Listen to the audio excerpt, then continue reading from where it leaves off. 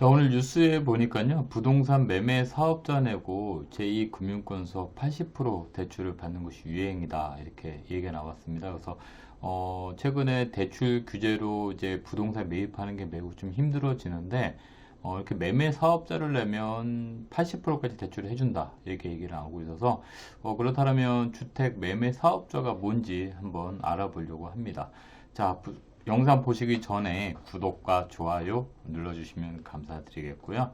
자, 첫 번째, 주택 매매 사업자가 뭔지 한번 살펴보도록 하겠습니다. 자, 주택 매매 사업자는 말 그대로 주택을 매매를 통해서 수익을 얻는 사업자를 얘기를 합니다. 그래서 일반적으로 우리가 양도소득세라는 것을 내는데요. 주택을 팔고 남는 소득에서 그것은 양도를 하면서 생긴 소득에 대해서 세금을 내는 거라면 주택 매매 사업자는 양도 차익에 대한 세금도 내겠지만 이런 것들을 건 바이 건이 아니라 전체적으로 사업으로 보고 거기에 대한 소득세를 내는 것이 바로 매매 사업자라고 볼 수 있겠습니다. 자, 이 사업자들은 보통 1과세 기간, 1과세 기간이라 하면 매년 1월부터 6월, 그리고 7월부터 12월까지 이렇게 두 번의 과세 기간이 있는데, 한 번 과세 기간 동안에 1회 이상 주택을 취득하거나, 그리고 또 2회 이상 판매하게 되면 주택 매매 사업자로 간주되기도 하고, 또 매매 사업자로 등록을 하게 되면 또 이렇게 1회 이상 취득하거나 2회 이상 판매를 해야 된다. 이렇게 보시면 되겠습니다.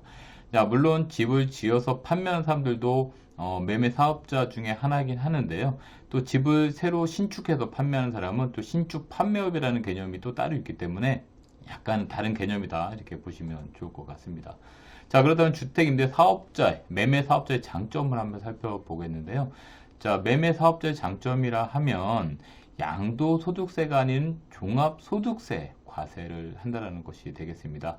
자, 양도소득세는 좀 전에 말씀드린 것처럼 건 바이 건으로 양도소득에 대해서 낸다라고 하면 종합소득세는 과세 기간 안에 또는 1년 안에 그 종합소득세에 대한 것을 모두 합쳐서 과세를 한다는 것이 되겠죠. 그래서 내가 만약에 근로소득이 있거나 다른 소득이 있다라면 그것까지 다 합산돼서 과세를 한다. 이렇게 보시면 되겠습니다. 자, 좋은 점 중에 하나.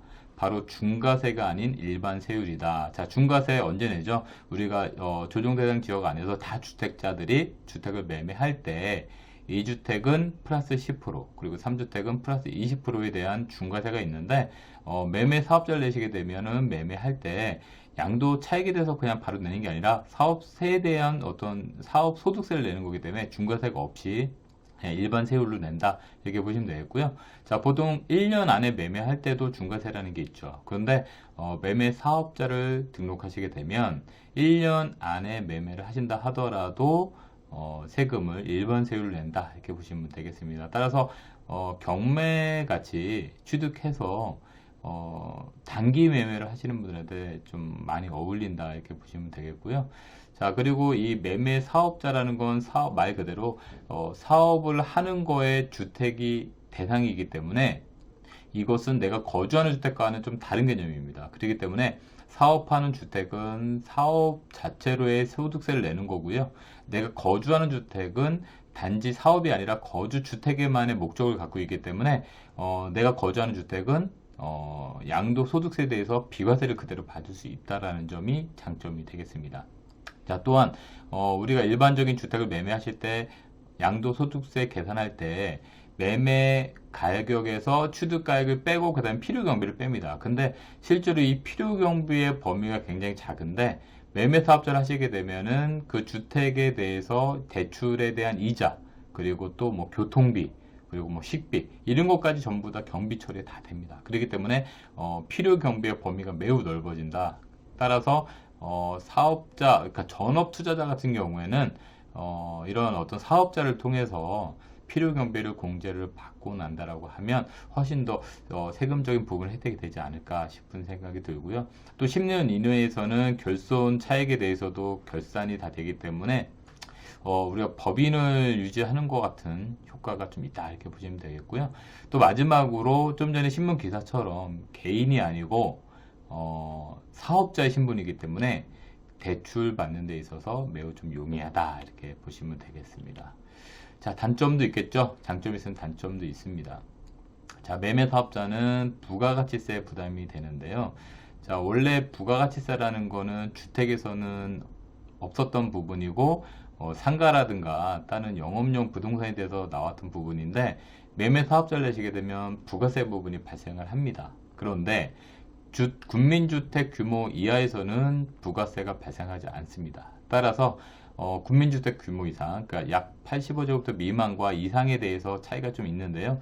자, 면적이 큰 주택을 매입해서 매매할 때는 부가세라는 부분도 부담을 해야 되기 때문에 보통 규모가 좀 작은 주택에 대해서 이용하시면 좀 좋을 것 같고요.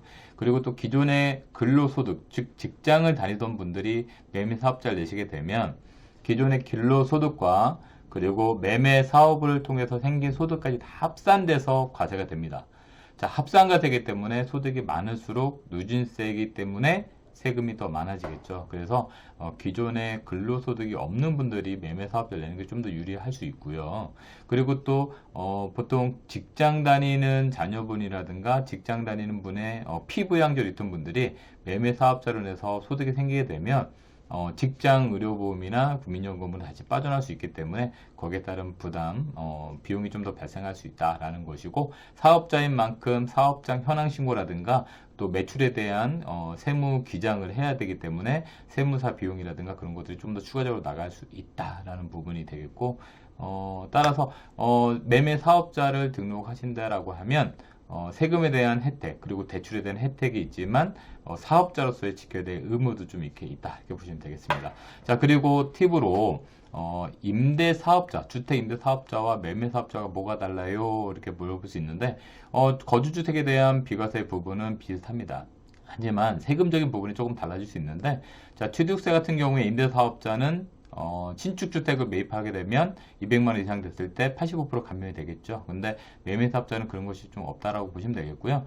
또 임대사업자는 장기 보유를 해야 될 수밖에 없죠. 그래서 장기 보유를 했을 경우에 장기 보유 특별공제를 받고 난다라고 하면 뭐 중과세를 받는다 해도 세금이 그렇게 많지 않겠는데, 매매 사업자는 보통 일반적으로 단기 매매, 그러니까 즉 경매라든가 또는 오래된 주택을 매입해서 리모델링이나 신축을 해서 판매하는 경우에 좀 걸맞지 않을까 싶은 생각이 듭니다. 따라서 내가 부동산을 어떻게 방식으로 어떤 방식으로 매입을 하고 판매를 할지에 따라서 주택 임대 사업자로 등록을 할 것이냐 또는 매매 사업자로 등록을 할 것이냐를 좀 선택하면 좋을 것 같습니다.